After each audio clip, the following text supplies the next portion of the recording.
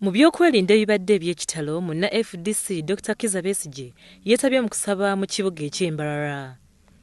Dr. Besigye atuuse ku Eklezia ya Rubanda Catholic Church enkya ya leero ku bwerinde okuva mu basirikale ba poliisi ababadde bakwatiridde ekifo kyonna. Wano Dr. Besigye ayogeddeko eri abakkiriza n'abasaba okwongera okwebaza omutonzi olw'obulamu bwabwe ko n'okukuuma eggwanga n'okuliyisa mu kiseera ekizibu ennyo.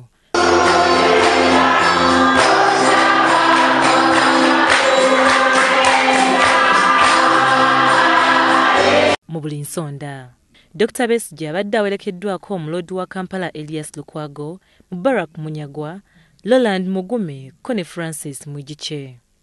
Okusaba kuno kukulembeddwamu Father Louis Tulyamuleebwa n'asaba abakulembeze b'eddiini bonna okukomya okutiisibwatiisibwa abantu abamu mu gavumenti wabula bulijjo okweyimirira wakati mu mazima n'obwenkanya. Agambye nti Dr. Besigye alina okuyisibwa nga Munnayuganda omulala yenna kubanga alina eddembe lye ery'obuntu. Ku ssaawa nga 4:30, Dr. Besigye avudde mu Eklezia n'ayolekera mu Kkanisa y'Abakristaayo ey'e Ky'e Church of Uganda. Era eno nayo awerekeddwako poliisi mu by'okwerinda ebibadde eby'amaanyi okwewala okubaawo akavuyo konna. Eggulo lya leero, Dr. Besigye abadde asuubirwa okukuba olukiiko olunene ayogereko eri abantu mu kabuga k'e Rubanda nga Munna asuubirwa okusabira Munna FDC obululu okukiikirira essaza lino mu Paalamenti.